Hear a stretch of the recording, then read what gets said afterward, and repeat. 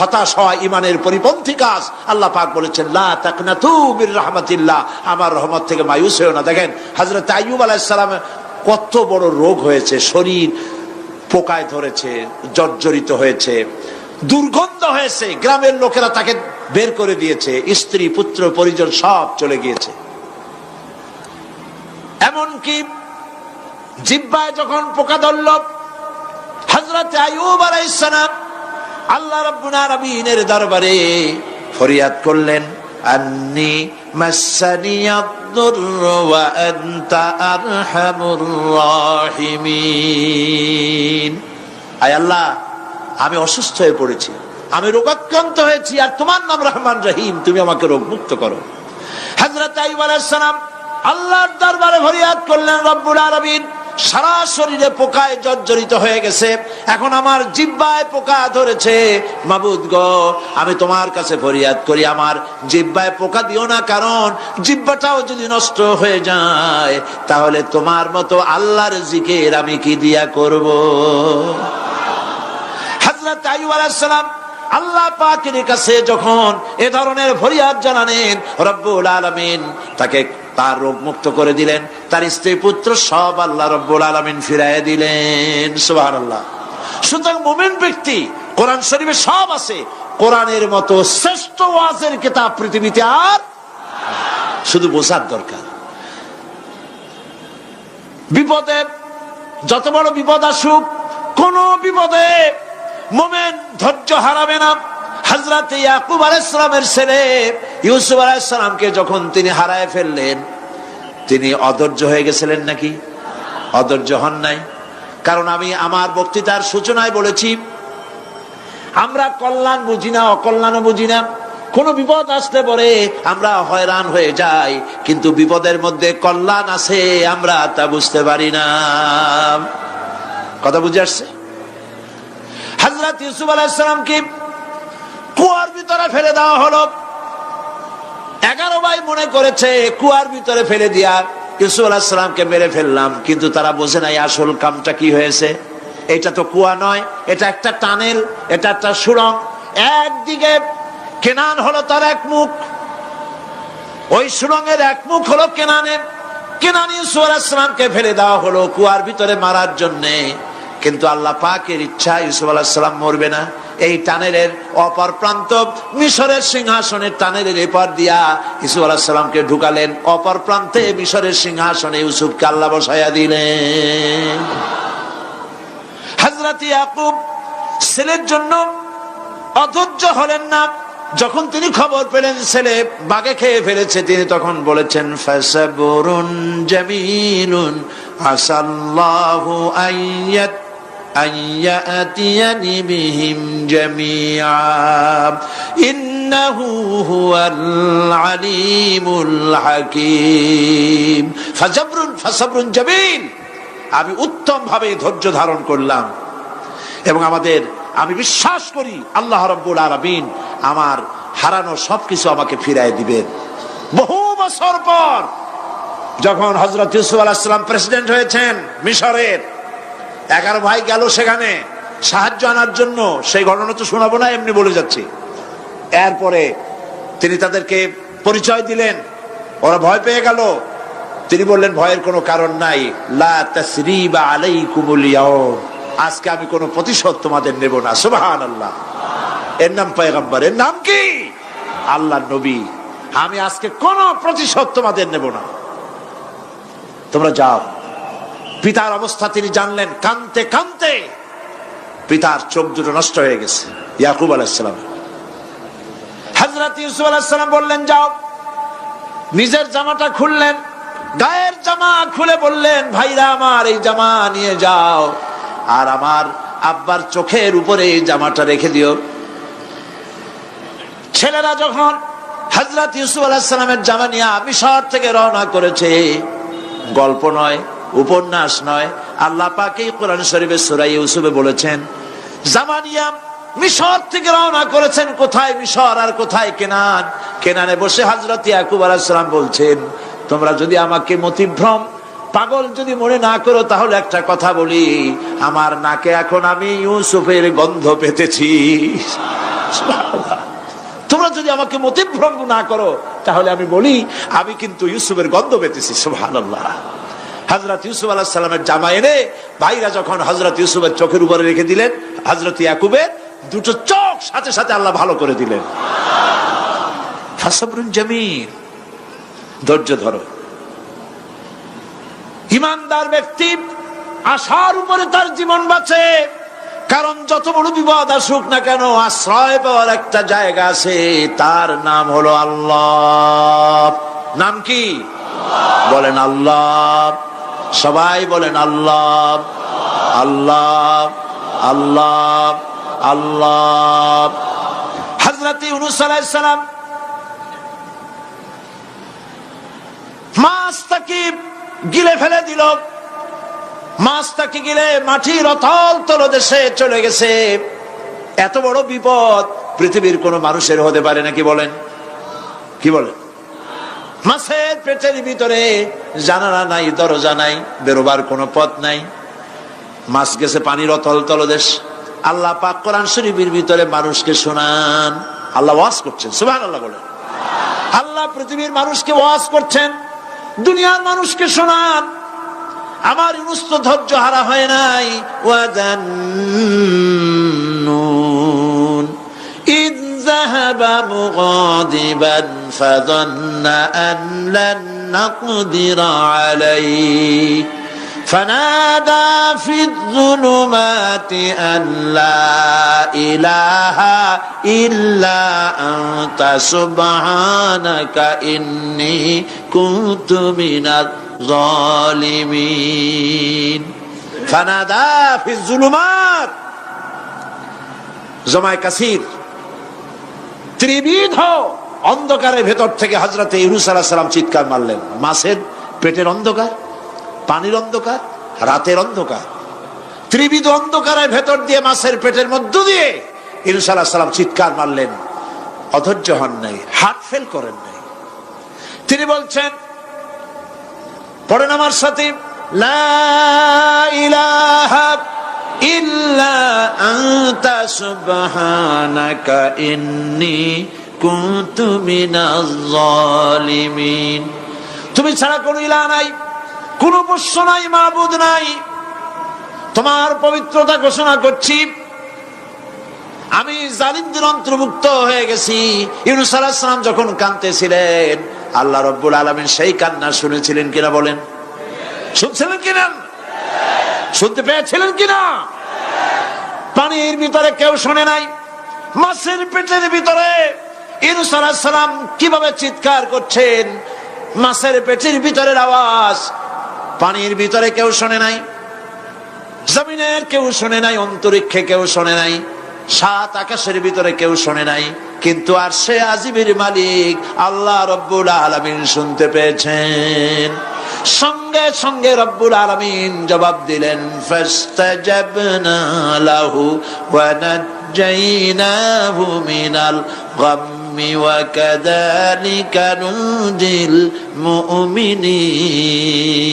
পড়েন, ফাস্তাজাবনা লাহু ওয়া নাজ্জাইনাহু মিনাল গাম্মি ওয়া কাযালিকা নুজিল মুমিনিন। আমি ইউনূসের ডাকের জবাব দিলাম। কে বলতেছেন? বড় করে বলেন, কে বলছেন? আল্লাহ। সুবহানাল্লাহ। আপনারা কি ভয় পাইছেন? ভয় পেয়েছে মুসলমান? আল্লাহ রাব্বুল আলামিন বলেন, আমি আমার ইউনূসের ডাকের জবাব দিলাম। শুধু জবাব দেই নাই, আমি ইউনূসকে তার মাছের পেটের ভিতর থেকে বাঁচায় দিলাম। মাছের পেটের মধ্যে বেদনা শুরু হয়ে গেল, এমন বেদনা হয়েছে মাছ এখন বমি না করে পারে না। কথা বুঝতে পেরেছ? মাছ এখন বমি না করে পারে না। পানির উপরে মাছ ভেসে উঠল। আল্লাহ কোরআন শরীফের ভিতরে বলছেন, মাছ সাতরায়া কিনারায় চলে গেল, ইউনূস আলাইহিস সালামকে বমি করে ফেলে দিল। ইউনূস আলাইহিস সালাম বেঁচে গেলেন। আল্লাহ পাক বলেন, শুধু ইউনূসকে বাঁচাইলাম না, বরং আমি সকলের জন্য আশার বাণী শোনাই। শোনো মুমিনেরা, ওয়া কাযালিকা নুজিল মুমিনিন। মুমিন বান্দা যারা যত বড় বিপদ আসুক আমারে ডাকো, আমি বিপদ দিয়ে বাঁচাই দেব। সুবহানাল্লাহ, বিপদ থেকে আমি বাঁচাই দেব। আল্লাহ পাক বলেছেন ফাইন্না মাআল উসরি ইউসরান, ইন্না মাআল উসরি ইউসরা। জেনে রাখো, দুঃখ এবং কষ্টের পরে রয়েছে সুযোগ সুবিধা, আর অসচ্ছলতার সাথে রয়েছে উদার সচ্ছলতা। যত বড় বিপদ আসছে এই বিপদের পরেই আল্লাহ পাক তার গোলামদের উপরে রহমত নাজিল করবেন ইনশাআল্লাহ। সুতরাং ঈমানদার লোকেরা, তাদেরকে আল্লাহ পাক বলছেন কোনো ভয় নাই, কোনো চিন্তা নাই, যত বড় বিপদে পড়ো আমারে ডাকো, আমি ডাকের সাড়া দিয়ে দেব। সবাই আল্লাহরে ডাকেন, সুবহানাল্লাহ ওয়ালহামদুলিল্লাহ লা ইলাহা ইল্লাল্লাহ। জোরে পড়েন সুবহানাল্লাহ ওয়ালহামদুলিল্লাহ লা ইলাহা ইল্লাল্লাহ, সুবহানাল্লাহ ওয়ালহামদুলিল্লাহ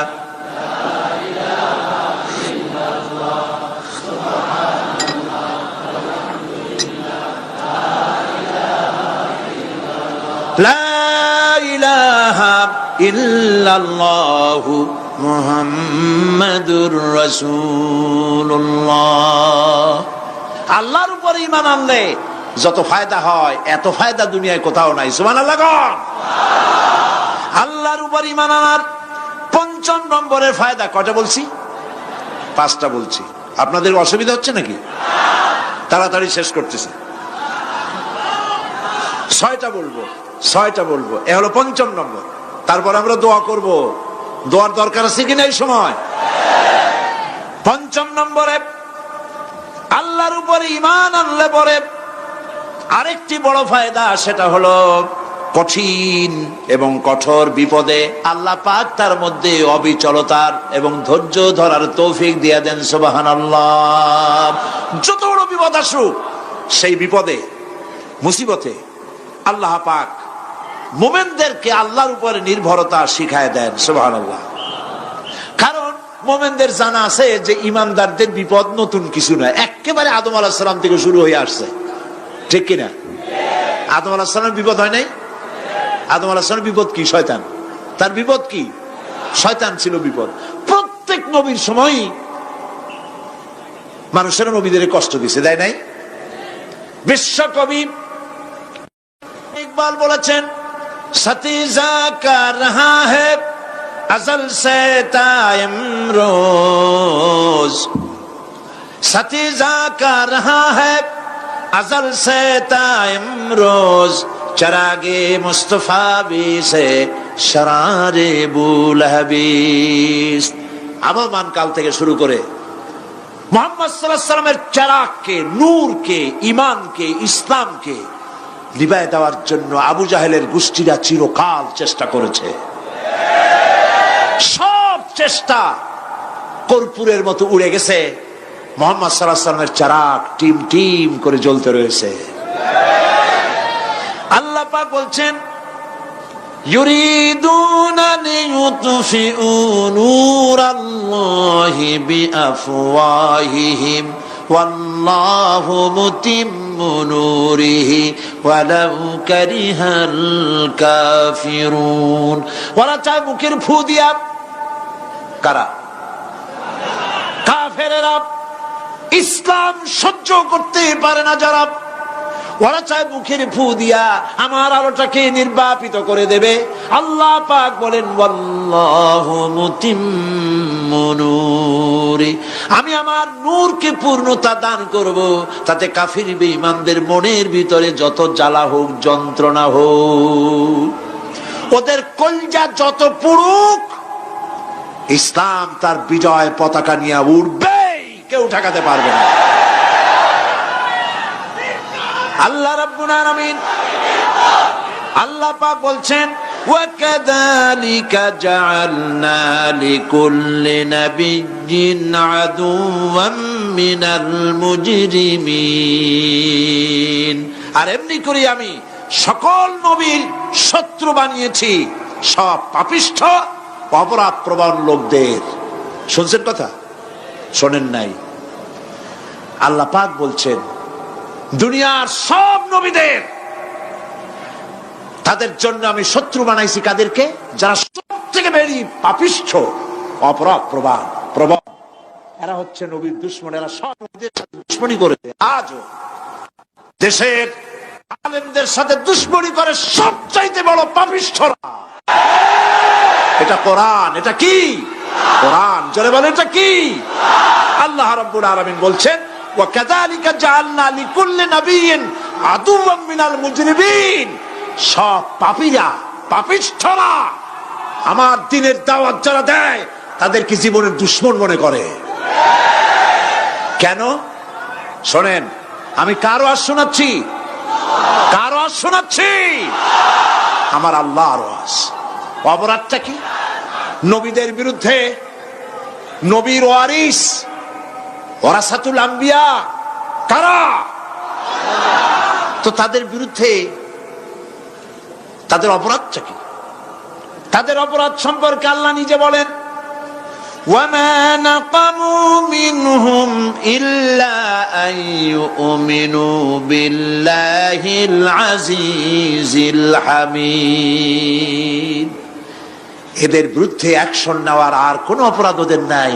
ওদের একমাত্র অপরাধ ওরা আল্লাহর জমিনে আল্লাহর আইন প্রতিষ্ঠা করতে চায়। এটাই হচ্ছে অপরাধ। এই অপরাধে নবীদের শাস্তি হয়েছে। নবীরা মার খেয়েছেন, সাহাবায়ে কেরাম মার খেয়েছেন। আমরা তো সাহাবায়ে কেরামের জুতার ধুলার সমানও নই। সুতরাং এগুলি আমাদের পাওনা। এই রক্তের বিনিময়, জীবনের বিনিময় আল্লাহ পাক তার দ্বীনকে প্রতিষ্ঠা করবেন ইনশাআল্লাহ। হযরতে খাব্বাব, বুখারী শুনুন, বুখারীর হাদিস। আমি কোনো কথা বানিয়ে বলি না।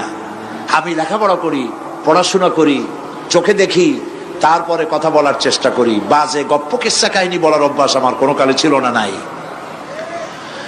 রাসূল করিম সাল্লাল্লাহু আলাইহি ওয়াসাল্লামের মতো মানুষ, ওনার মতো মানুষ, আহারে, তার চাইতে শ্রেষ্ঠ মানুষ কি পৃথিবীতে আছে? তিনি মার খাইছেন না খান নাই? আহা, কিভাবে তাকে মারলো! গলায় চাদর দিয়ে পেঁচাইয়া আছাড় মেরে ফেলে দিয়ে তারপরে তাকে প্রহার করা হয়েছে। আবু জাহেল মেরেছে, বেহুশ হয়ে গেছেন হুজুর। হযরত হামজা তখনও কাফের ছিলেন। শিকার থেকে ফিরে এসে মুহাম্মদ সাল্লাল্লাহু আলাইহি ওয়াসাল্লামের অবস্থা দেখে পায়ের রক্ত মাথায় উঠে গেছে। আপন ভাইয়ের ছেলে, আর এমন ছেলে। চলে গেলেন আবু জাহেলের বাড়ি, বললেন আবু জাহেল, তুই নাকি মুহাম্মদ সাল্লাল্লাহু আলাইহি ওয়াসাল্লাম মারছিস, কেন মারলি? তিনি তো ভালো কথাই বলেন, সব সময় বলেন সত্য কথা বলো, মানুষের উপকার করো, এতিমকে আশ্রয় দাও। এত সুন্দর সুন্দর ভালো ভালো কথা বলেন, তার মতো ভালো মানুষ তো দুনিয়ায় দেখি নেই। মারলি কেন?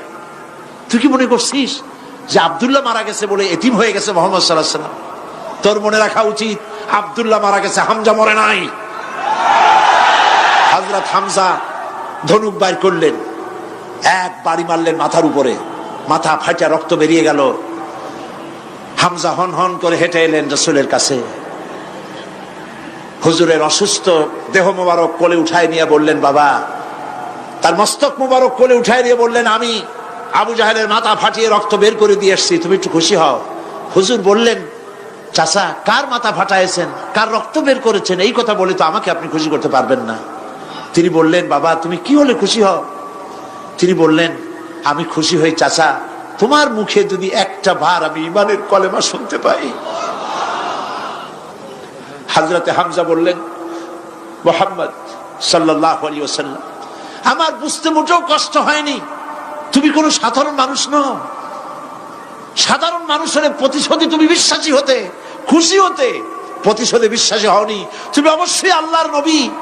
আমি আল্লাহকে সাক্ষী রেখে, আমি তোমাকে সাক্ষী রেখে ঈমানের কালেমা ঘোষণা করছি, লা ইলাহা ইল্লাল্লাহু মুহাম্মাদুর রাসূলুল্লাহ।